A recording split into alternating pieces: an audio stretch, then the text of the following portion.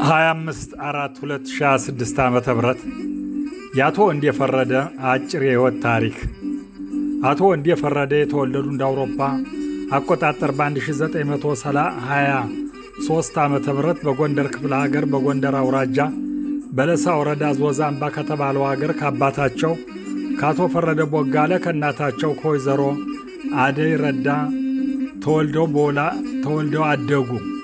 እንደ አውሮፓ ዘመን አቆጣጠር በ6 ቀን 4 2025 ዓ.ም በተወለዱ በ102 ዓመታቸው ከዚህ ዓለም በሞት ተለዩ። በሞታቸው ባለትዳርና የ6 ልጆች አባት ያያሌ የልጅ ልጆች እሚታ ነበሩ ብለን ከዚህ የሚከተለውን ግጥም እንጉርጉሮ እንዲህ ስንል እናቀርበዋለን። ከእኛ እስከተለየ አባቴ እንዴት ነህ? ልጆች ተሰብስበን ደርሶ ዓመታት ሙሳይቱን ጋግረን ቄሶች ሊፈቱ መንግሥተ ሰማያት ይማራል ነፍስህ። አሁን ስለ ወንድ የሚነገርለት ታሪኩን በግጥም የምጽፍለት ብዙም ይነገራል ለሱ ጀግንነት ላሳለፈው ሁሉ ስለ ወንድነት ከልጅነት ዕድሜው እስከ ለተሞት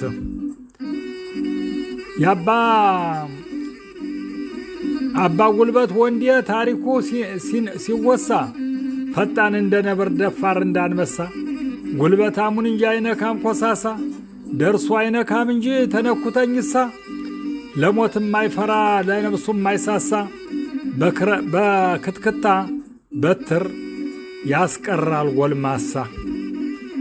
ያ ወንዴ ፈረደ አይወድም ጥቃት ቢፈሩት ነው እንጂ ቢጠረጥሩት የተወሰደውን የሚመልስ ሲያስመልስ ሕግት በጉልበት ቢመጡ ይዞ በጉልበት ብድር ይመልሳል በቀን በሌሊት ከተቀመጠበት ወንዴን አትንኩት። እንደዚህ እያሉ ስለሱ ሲያወሩ በአፍሪካ ምድር በዚያ በገጠሩ አትንኩት እያሉ ሰዎች እየፈሩ ያ ወንዴ ፈረደ ይኖራል ከበሩ ከፊቱ አያሙትም እየጠረጠሩ። አባትና እናቱ ስም ሲያወጡለት ገና በ40 ቀኑስ ወንዴ ያሉት በወተት በቅቤ ነው ያሳደጉት እስከ ዛሬ ድረስ የሆነው ጉልበት። ከዕለታት አንድ ቀን ደርሼ ከቤቱ ከወንበር ተቀምጦ እየከበከቡት ልጆቹና ሚስቱ ከወንበር ተቀምጦ ኮርቶ ባንደበቱ ያለፈውን ዓለም ጠየቅኩት ከጠዋቱ ያለፈውን ዓለም ከጥንት ከጠዋቱ እንዴት አሳደጉት እናትና አባቱ።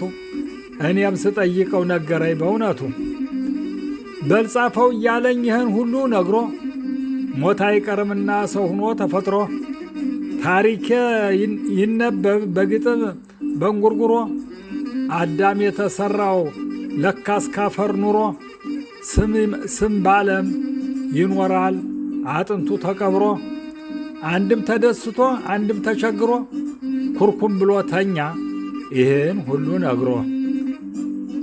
እኔም ያብየው ግጥም ስደረድር የሰዎቹን ታሪክ ስጽፍ ስዘረዝር ያለፈውን ዓለም በኢትዮጵያ ምድር እንዲህ ነበሩ እያልክ ለቀሪው ስነግር መቼም አይቀርና ሰው ተሰርቶ ላፈር ከምድር ላይ ግና ስሙ ነው የሚቀር።